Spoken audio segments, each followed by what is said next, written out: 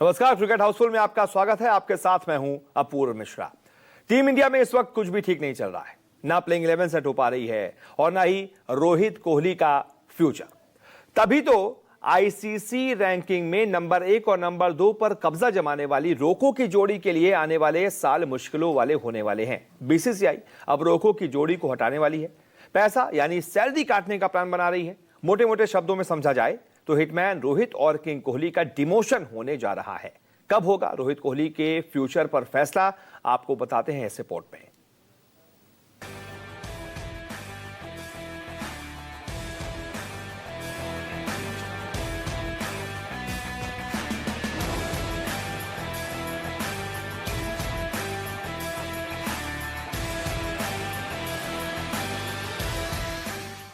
रोहित शर्मा विराट कोहली को हटाएगी बीसीसीआई।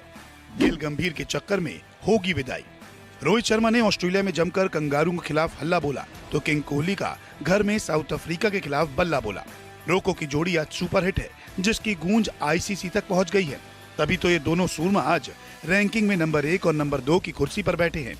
लेकिन दोनों धुरंधरों के लिए बीसीसीआई एक डिमोशन प्लान तैयार कर चुकी है, क्योंकि बीसीसीआई अब इन दोनों के भविष्य पर बड़ा फैसला लेने वाली है। तगड़े परफॉर्मेंस के बावजूद भी बोर्ड ने रोको को हटाने का मन बना लिया है। भले ही दोनों रन बना रहे हैं, लेकिन बीसीसीआई अभी 2027 वर्ल्ड कप के लिए दोनों की जगह को पक्की नहीं समझ रही।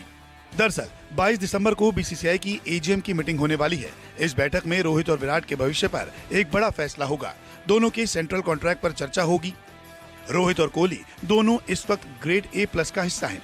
तीनों फॉर्मेट प्लेयर को ही ग्रेड A+ में रखा जाता है और रोहित और कोहली तो अब सिर्फ वनडे फॉर्मेट खेलते हैं। पिछला कॉन्ट्रैक्ट 1 अक्टूबर 2024 से 30 सितंबर 2025 तक का था। साल 2024 में T20 वर्ल्ड कप जीतने के बाद रोहित शर्मा और विराट कोहली ने T20 फॉर्मेट से संन्यास ले लिया था और इंग्लैंड के खिलाफ टेस्ट सीरीज शुरू होने से पहले दोनों ही रेड बॉल को अलविदा बोल चुके थे। इसके पीछे की वजह गौतम गंभीर का एक यंग टीम बनाना था और गिल को कप्तानी सौंपने का इरादा। फिर भी बीसीसीआई ने दोनों को ग्रेड A+ में ही रखा। लेकिन अब एजीएम की इस बैठक में करोड़ों का नुकसान इन दोनों को होने वाला है, क्योंकि अब रोको का डिमोशन और गिल का प्रमोशन होने जा रहा है। ग्रेड A+ में रोहित शर्मा, विराट कोहली, बुमराह और जडेजा शामिल हैं। वहीं ग्रेड A+ में 7 करोड़ रुपए मिलते हैं, जबकि ग्रेड A में 5 करोड़ रुपए सालाना दिए जाते हैं। ग्रेड B में 3 करोड़ रुपए तो ग्रेड C में 1 करोड़ रुपए मिलते हैं। रोहित और कोहली का डिमोशन होने पर करोड़ों का नुकसान हो जाएगा। शुभमन गिल को ग्रेड A से ग्रेड A+ में शामिल किया जा सकता है, क्योंकि वो इस वक्त टेस्ट और वनडे के कप्तान हैं और T20 में वाइस कैप्टन।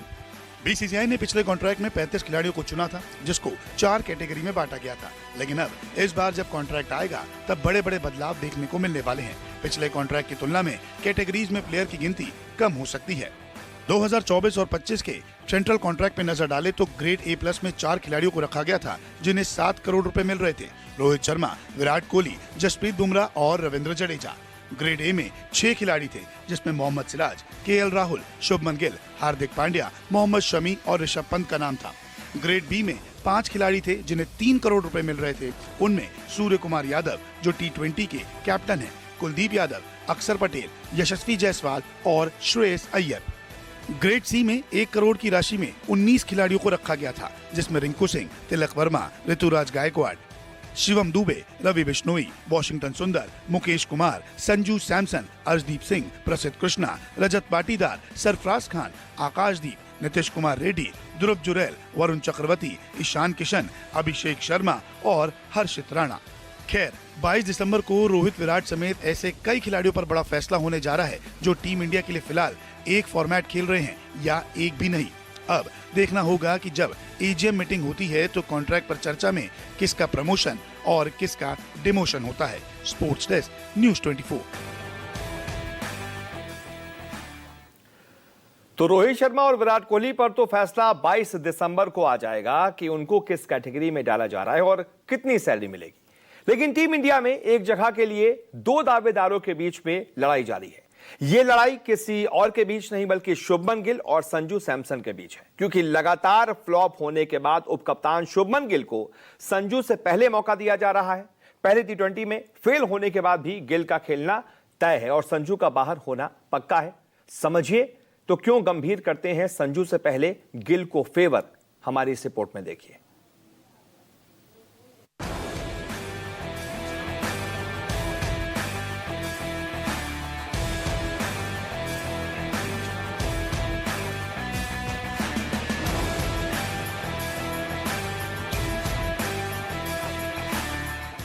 कहते हैं जब ऊपर वाला साथ है तो डरने की क्या बात है।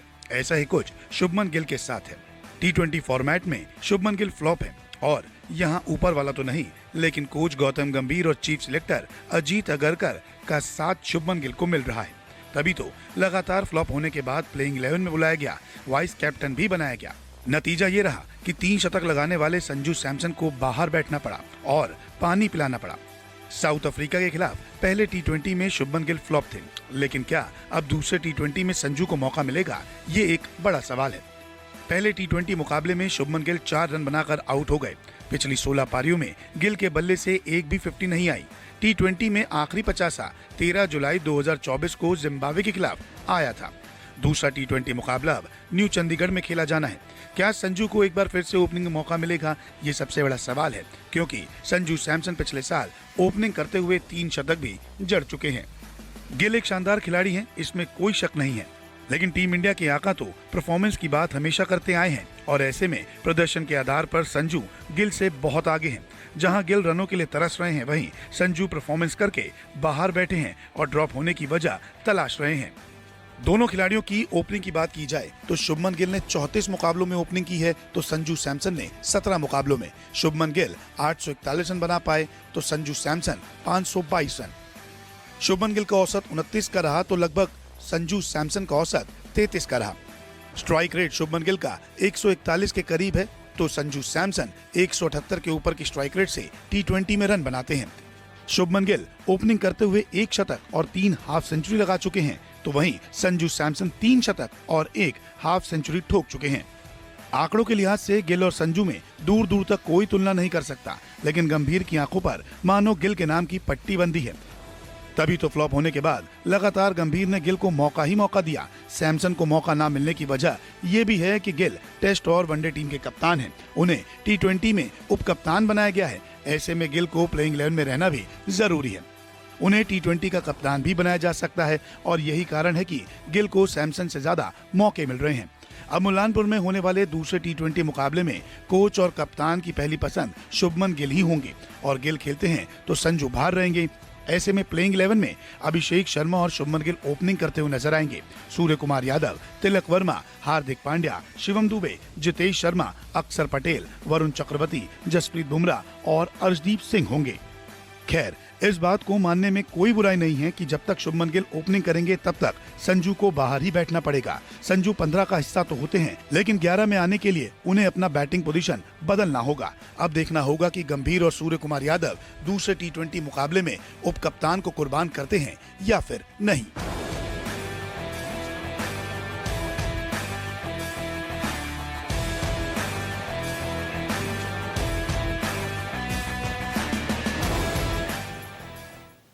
तो टीम इंडिया में प्लेइंग 11 को लेकर सिरदर्द बढ़ता जा रहा है। वहीं आईपीएल 2026 में 10 टीमों को भी अपनी परफेक्ट टीम बनाने के लिए ऑक्शन में जोर लगाना होगा।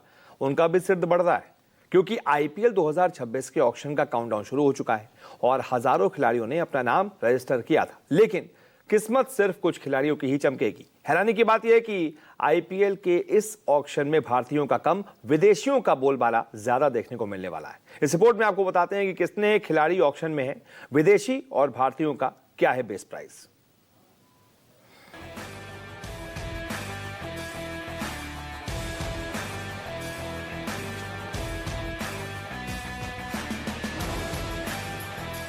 आईपीएल 2026 ऑक्शन बेहद रोमांचक होने वाला है, जहां बड़े बड़े नाम के साथ कई युवा खिलाड़ी भी अपनी किस्मत आजमाएंगे। भारतीय खिलाड़ियों पर इस बार विदेशी खिलाड़ी हावी होने वाले हैं। बीसीसीआई ने अपनी लिस्ट जारी कर दी है, जिसमें अनकैप्ड से लेकर कैप्ड खिलाड़ियों का नाम शामिल है। लेकिन इंडियन प्रीमियर लीग के इस ऑक्शन में इंडियन कैप्ड प्लेयर पर बोली मोटी नहीं बल्कि हल्की लग सकती है। कुल मिलाकर देखा जाए तो विदेशी खिलाड़ियों का बोलबाला इस बार देखने को मिलेगा। आईपीएल ऑक्शन के लिए 1390 खिलाड़ियों ने अपना नाम रजिस्टर कराया था। 10 फ्रेंचाइजियों ने 350 खिलाड़ियों को शॉर्टलिस्ट किया है। 350 खिलाड़ियों में 240 भारतीय हैं और 110 विदेशी खिलाड़ी। 224 अनकैप्ड भारतीय हैं और 14 अनकैप्ड विदेशी क्रिकेटर भी शामिल हैं। ऑक्शन में सिर्फ 350 में से 77 खिलाड़ी ही बिक पाएंगे। ऑक्शन में अगर कैप्ड की कैटेगरी को देखा जाए तो कैप्ड भारतीय खिलाड़ी 16 हैं, कैप्ड विदेशी खिलाड़ी 96 हैं। अनकैप्ड भारतीय 224 हैं तो अनकैप्ड विदेशी 14, यानी कि कुल 350 खिलाड़ी। 16 कैप्ड भारतीय और 224 अनकैप्ड यानी कि कुल 240 इंडियन प्लेयर्स पर सिर्फ 110 विदेशी भारी पड़ने वाले हैं। क्योंकि 2 करोड़ के बेस प्राइज में सिर्फ 2 भारतीयों का नाम है, जबकि 2 करोड़ के बेस प्राइज में विदेशियों की भरमार है। 2 करोड़ में 40 खिलाड़ियों को रखा गया है, जबकि 1.5 करोड़ में 9 खिलाड़ी, 1 करोड़ 25 लाख में 4 खिलाड़ी, 1 करोड़ की राशि में 17 खिलाड़ी, 75 लाख में 42 खिलाड़ी, 50 लाख में 4 खिलाड़ी, 40 लाख में 7 खिलाड़ियों को जगह दी गई है, जबकि 30 लाख में 227 खिलाड़ियों का नाम शामिल है। वेंकटेश अय्यर और रवि बिश्नोई 2 भारतीय खिलाड़ी हैं जिनका नाम 2 करोड़ के बेस प्राइज में शामिल है। वहीं कैमरून ग्रीन पर मोटी बोली लगने की उम्मीद है, जबकि उनका बेस प्राइस 2 करोड़ का है। वहीं David Miller, Quinton de Kock, Liam Livingstone, Shai Hope, Wanindu Hasaranga, Daryl Mitchell और फिन एलन जैसे नाम भी 2 करोड़ के बेस प्राइस में शामिल हैं। वहीं युवा खिलाड़ी सरफराज खान और पृथ्वी शॉ का बेस प्राइस 75 लाख रुपए का रखा है। ऑक्शन की शुरुआत कैप्ड खिलाड़ियों की कैटेगरी से होगी। इसमें पहले बल्लेबाज, फिर ऑलराउंडर, फिर विकेट कीपर बल्लेबाज, फिर तेज गेंदबाजों और आखिरी में स्पिनर्स पर दाव लगाया जाएगा। इसके बाद अनकैप्ड खिलाड़ियों की बारी आएगी। 17वें नंबर खिलाड़ी के बाद एक्सेलरेटेड नीलामी शुरू होगी। अब देखना होगा कि कौन सबसे महंगा बिकता है और कौन अनसोल्ड रहता है। 16 दिसंबर को अबू धाबी में IPL का ऑक्शन होने वाला है और हर खिलाड़ी ऊपर वाले से दुआ यही करेगा कि उस पर मोटी बोली जरूर लगे।